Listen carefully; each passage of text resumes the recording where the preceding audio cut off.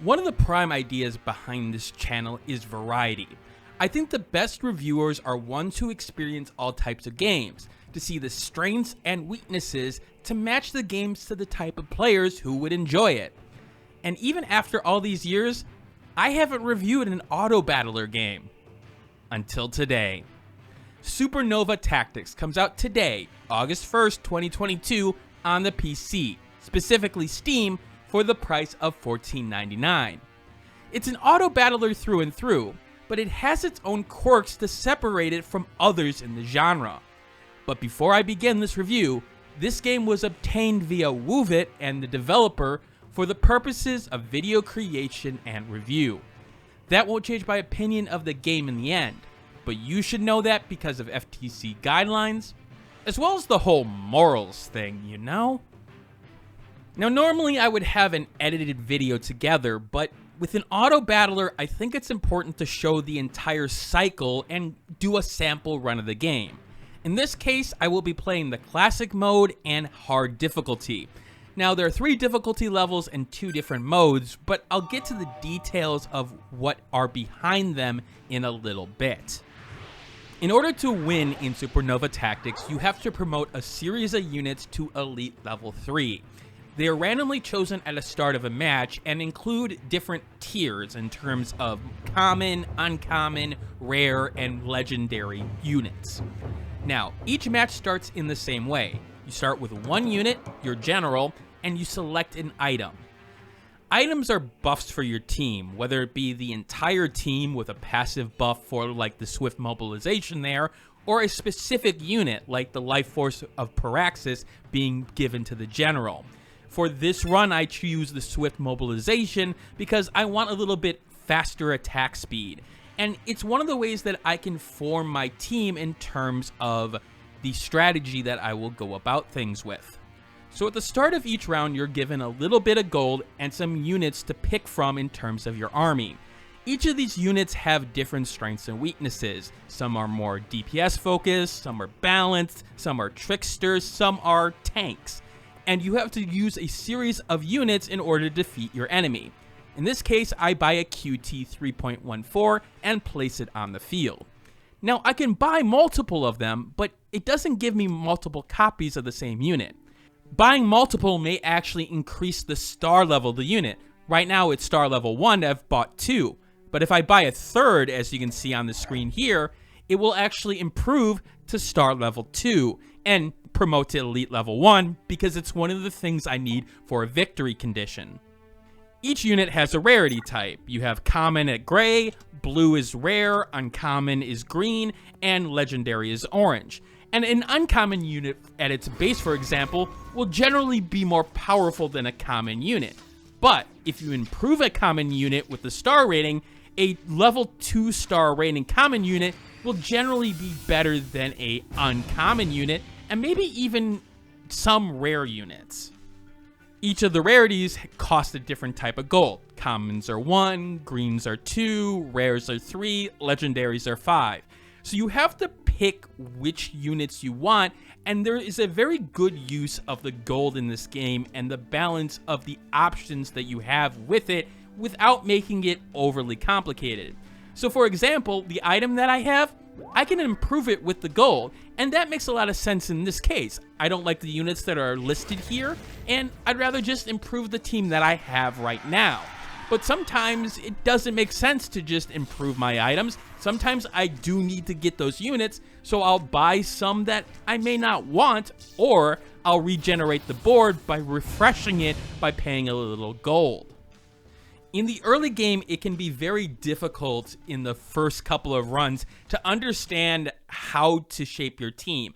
The fact is there is a lot of little things that really affect how your team comes together, and knowing when to buy, when to re-roll, and when to do something else is really based on experience. And you'll learn little tricks as you go along, like when to re-roll or when to wait. The thing is that your gold can earn interest if you end the round. So for example, if I've got 12 gold in the bank, it will earn an extra gold, about 10% of what you earn. And that can really add up over a turn turn basis. With that said, the game teaches you some of the basics, but doesn't teach you that layer of when to do this and when to do that, because there isn't necessarily a strict formula of how to go about this. Sometimes you need to be aggressive. Sometimes you need to be willing to spend all your gold to get one unit now, because you won't survive the next wave. You can always see what the enemy is putting out before you start the next round. And sometimes adjusting how you place units on the field is very important. Their placement, and specifically how you guard your general. The thing is, the auto battle element, the only real control that you have are the skills on screen that you see here. You can be able to use a spell that knocks a little bit of damage on one enemy, and in a lot of my cases, I wanted a spell to protect my guys, because guess what? The longer they're on the field, the more damage they can do, and I always want to protect my general. From what I get from the auto battle genre, one of the key elements to learn is the little details of how it makes choices in terms of the auto battling. So for example, in the general case here, the general is a melee focused combatter, so he's going to fight, and while he's got a reasonable range to him, he's not going to necessarily want to be the first one in the fight, because the AI here is mostly simple in a lot of ways. It'll try to attack the people who are closest to him, and if he's the first one, well, he's going to be taking a majority of the damage. So you usually want to put units in front of him, or maybe you want to put a ranged unit next to him to keep him safe in certain ways. You don't want him taking aggro, and knowing how to place your units in the right way is something that you learn, and I really did enjoy that experience of learning in this case.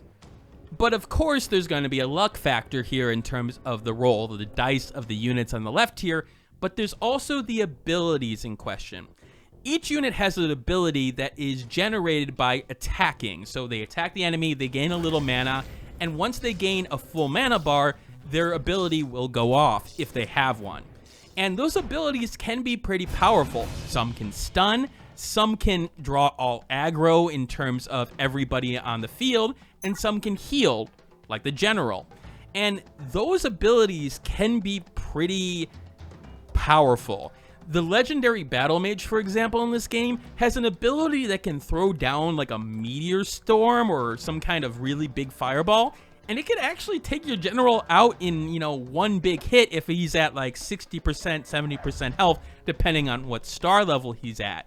So knowing that he's on the field, I gotta be moving my general to a place where he's nowhere near him, or put my aggression against that guy and hope that, they go after him.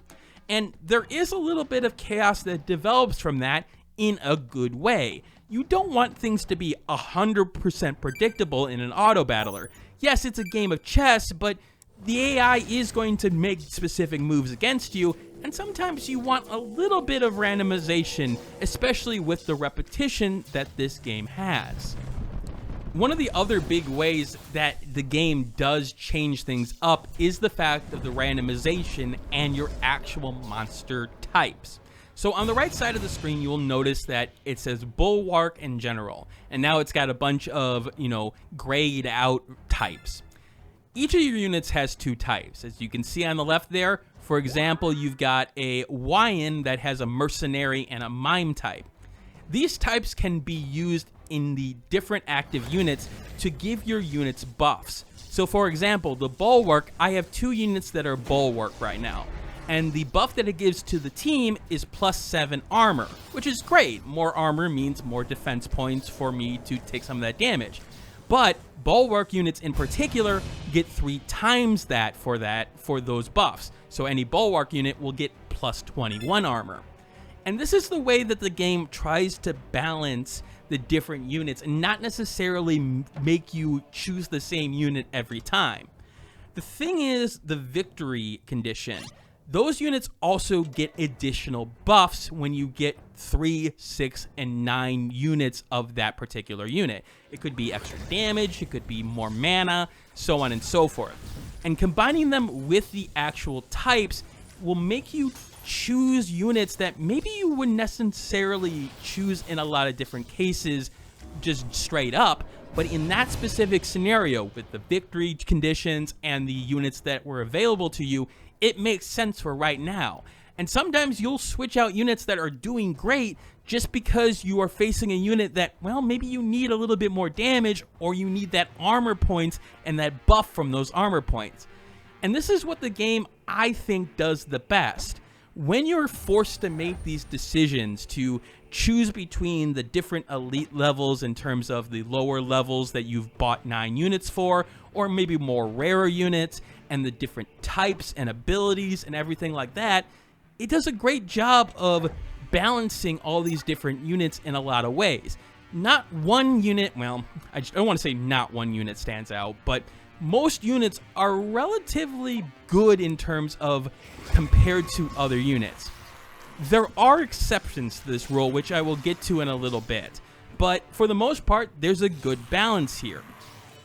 There are 2 downsides to that, at least in my opinion, and I hope the developer takes into account going forward. At the start of the game, you are given the same units at the start. So that Bulwark, that QT314, and the Archer, it's the same every time. And that does sort of adjust things at the early game. You're always like, okay, I need the Bulwark because why not take both of these units? And yeah, it will get sort of repetitive in that case, and you could always hit the refresh to get new units, but why? I mean, take a chance on units that you may not have, or get a 2-star right now and a buff from the Bulwark. I hope he changes that in the future so that maybe it always gives you a 2-star at the start, but it's some different common unit and different uncommon unit. And the other element of that is the General. Unfortunately, the General is a typed unit, General and Devoted, and I think there's a missed opportunity with being able to influence the start of the game with a General, giving him a type, for example, or specifically the type of General that you could have. It's always the same General with the same stats and the same abilities and the same types, and that does get a little bit boring over the long haul. I understand that there's a baseline that the game is going for in terms of the General. You don't want him to be, you know, chosen in a way where somebody chooses a different General all the time in a selection of 5. But I will admit that I feel like there is an ability to mess with that sort of dynamic in the future, and I hope the developer looks at that idea. So this run right now is going pretty well. I haven't had any situations where the General has even got under half health, and part of the reason for that is the game's overall structure when it comes to the roguelite nature of the game. You do get an upgrade system, and you earn crystals based on the performance in these waves. And those crystals are used to buy buffs for the entire team, whether it be attack speed, health, armor, or even things like the ability to possibly get free rerolls in terms of buying those rolls. And that helps in terms of the balance in the overall game. So people who aren't necessarily as strategically minded may need to play a little longer in order to beat the normal difficulty, but the ability is there. There is a catch to that, though. Your progress is very linked to that upgrade system. The fact is, if you were to try to beat the game on hard mode when you unlock it with none of those upgrades, I'm sorry, it's not going to happen. It almost assumes that you have a certain level of upgrades in terms of damage and in terms of the buffs that you get. Now, there is a reason for that. You do want to give the player reasons to come back over and over again. And in particular, one of the reasons why that works, even when you beat the impossible difficulty, is the Masochist mode. Masochist mode is very similar to Classic with one big exception. If any unit dies during a round, except your General, of course, you lose 3 of that unit. So let's say you bought 4 QRT 3.1s. If he dies, he goes down to level 1 in terms of the number that you've bought. So, yeah, he could be 2-star right now, and he'll downgrade himself to 1-star. that is very hard in terms of the early game, even on normal, to keep units alive. Part of the reason is the fact that you need to protect your general. You need units to sort of take the damage for him. But as you get buffs, you get that upgrade system going, it's not as hard. And you can actually have units survive. It's an interesting way of balancing the sort of masochistic mode, and I am appreciative of it, even though it sort of drives me insane. The game really relies on the strategy and the sort of back and forth of trying to determine how to best your team rather than anything else in the genre. And one of the ways that the game could have improved, at least in my opinion, is in some of the visual flair in battle. Don't get me wrong, the units have some good details, especially when you consider that a lot of the battles you see are zoomed out. But the way that the battles go, especially when you get 5, 6, or 7 units on the field, the statuses, like that little spell that is hitting the screen, can put effects that can muddy a lot of things. Things that are hard to see what's going on during that period. And while that can be cool at times, that information that you miss in terms of some of those effects, or the eye strain in trying to focus on, okay, how is this unit doing, can start to get to you, especially over time. Now, this is an indie game by an indie developer who doesn't have the biggest budget, so I'd rather him put the effort into the gameplay elements and other elements more than the visuals.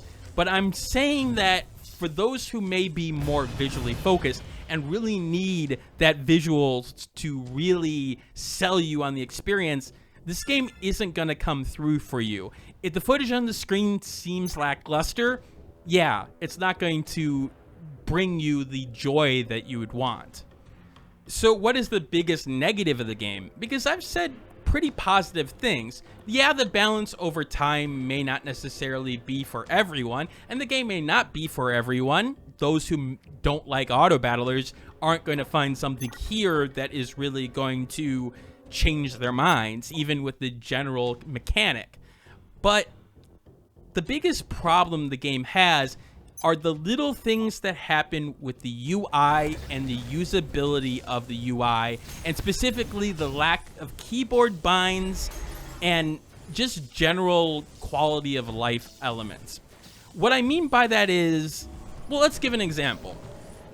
I've got 6 units on the field, and I may want to switch out a unit for a different unit to get an improvement in terms of a different buff or a different type of unit for a specific enemy I have to face.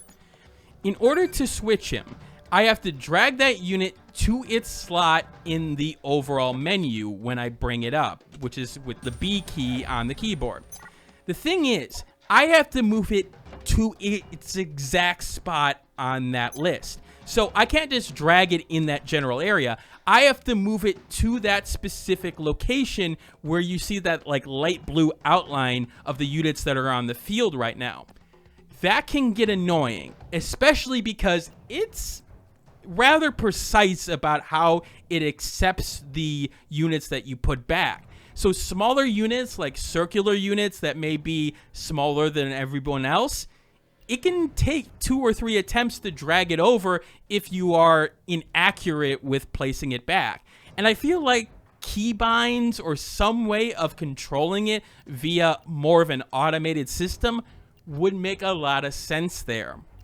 It's also the fact that, like, the usability here, the fact is I have to sort of move the menus in weird ways in order to be able to see which units I have. You can have moments where you have a unit in the background that is right next to a unit that you're considering, and it can start to get confusing over time. Now, there are some keyboard binds, like for example, the speed up option. You'll notice in the bottom left that I have 1x. You can speed up combat to go to like 2 times speed, and there are keyboard binds for that. But I wish there were keyboard binds to, I don't know, buy the cards on the left-hand side here, or to, you know, maybe remove all the people from the field. There are ones for like re-rolling the shop, for example, but it feels like it needed to be taken to the next level. You'll also note that I've gone pretty far in terms of this review in terms of time. I'm almost at like 16, 18 minutes within this run. Some runs can go incredibly long, and part of that is the luck factor when it comes to the units that are appearing on screen. Now, as you go along in the game, the store element does increase the probability of rare units coming out, because with your victory condition, you will have units that are of legendary status or rare status. And as you go deeper into the game, it'll be more likely to get them. But that doesn't mean that you're going to get the specific unit that you need. And sometimes luck can just really go against you. And that's part of a roguelike nature of a game like this. You are going to have runs that just don't work. You are going to have situations where you select buffs for the enemy teams when you have to, that the random element, the percentage in which it chooses a different buff than what you select, will always end up selecting a different buff, especially in the end game, because it gets harder and harder for you to choose the right buff per se. And it can get frustrating. I wish there were ways to improve that, like maybe an item that like increased the luck element to this, but it sort of comes with the territory. Now, there is one balance issue that I feel I need to bring up, and this is a good example of it. The unit that is got the sword and is in the front of the enemy, that is the Guardian bot. The Guardian's bot special ability is to take all the ammo and to zero out damage, which I'm going to say right now, that is very overpowered in this game, because not only does it take the aggro of, like, you know, all the creatures, it zeroes out the damage for like 4 seconds, allowing your team to just wail on the other team for a period of time. Now, granted, in this case, that also can be applied to the enemy team. This will happen for the upcoming round, but it feels a lot more useful on your side, because unfortunately, once the aggro ends, that unit is going to be taking a lot of damage. But generally, units are a little bit more healthy than the enemy units, at least in my mind. Yeah, they all have the same stats and everything, but you have different buffs. They've got buffs that they've gotten, but they may not have been synergized for what they do better. So I do wonder if there's a balance issue there, but I mean, compared to everything else, yeah, that was an issue, but I still lost during times that I had a Guardian bot, and it's not like it is game breaking. I just feel like it's a little bit more powerful than everything else.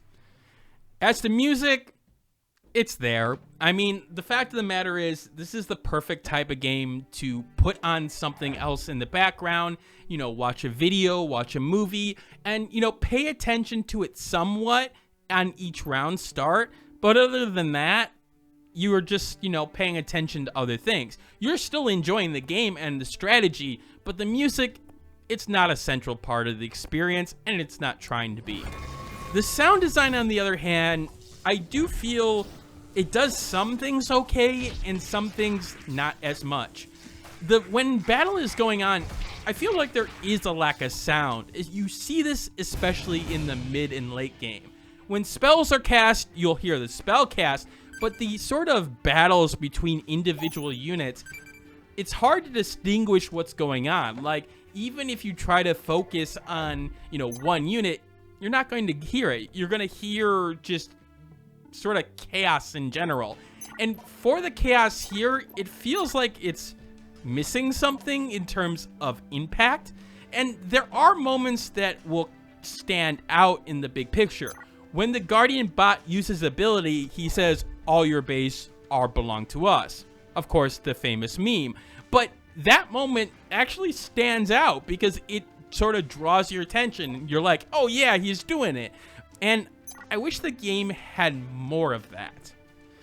The other biggest question that I really haven't answered in specifics is, will the game be playable in terms of the variety, in terms of the different strategies over a specific amount of time? What about after 10 hours, 20 hours, 30 hours? I mean, I played the game for 60 hours, but I will admit, I was starting to see repetition, seeing the same units, seeing the same scenarios. And while you do get variety from the roguelike nature of the game, it does get repetitive. Sort of the point, though. There is something that you learn from the repetition and the skills. With that said, I think getting 20 to 30 hours of the game at a base level is a good thing, and I think you can easily do that with the upgrades, with the different modes, and the different units. Would I like more units added in the future? Yeah, I would, in different types, especially from the general location. But do I think it justifies its price here? Yes, I do. I think you get enough out of the game to easily justify the $15 price tag. Is this anything revolutionary? No. I don't think the auto battler genre is going to really be flipped on its head through Supernova Tactics. Is it a great indie game in terms of the price and return on investment for people who like the auto battler genre? I think it is. I think it does enough in terms of variety, in terms of different strategies and elements to really justify you putting hours and hours into it. Is it going to blow you away in any sort of way? No, it doesn't impress in terms of visuals, in terms of the really long-term experience, but it does enough to really, bring forth the idea of strategy, to test your mind and test the randomization elements and your ability to adjust on the fly. That is why I'm giving the game an 82 out of 100. Making it a solid buy, unless you're hurting for cash. That doesn't take into account my enhancer system, which takes the more subjective elements of games and tries to match a game to you. If you fall into one of the following categories on screen, add or subtract that score to the main score. If the first digit of your score changes, refer to this chart to see if the game falls in the buyability rating for you.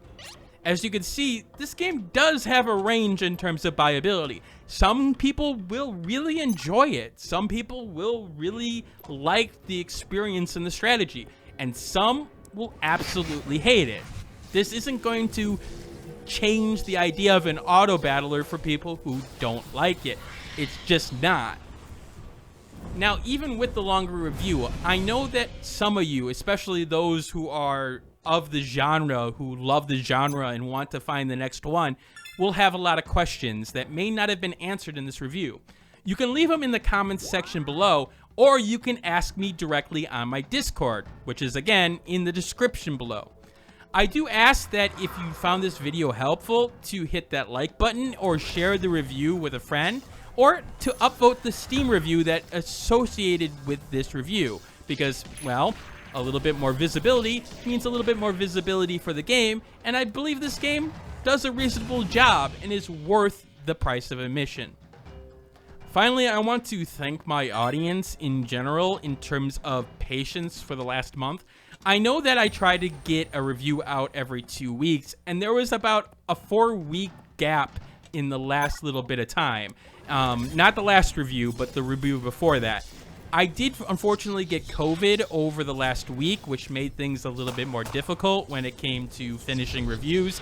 And sometimes life just comes through in terms of some new stress or some things that you need to focus on. Sometimes you don't get review keys, so on and so forth. So for the subscribers who come back to this channel, I thank you for your patience, and the next review will either be Eyes in the Dark or Fashion Police Squad. Depends on what keys I get and what I put my time into. If you want a general schedule of what's to come, again, I'll post it in the Discord. Anyway, this is Dragnix signing out for now, and as always, keep on gaming. Oh, you're probably wondering if I actually win this round, right? Give me a second. This is the end game where I'm literally just searching and searching and searching for that last item, hoping that I find the guy that I need. It took a while. But luckily, eventually, I did find it. So victory for me. Later, everybody.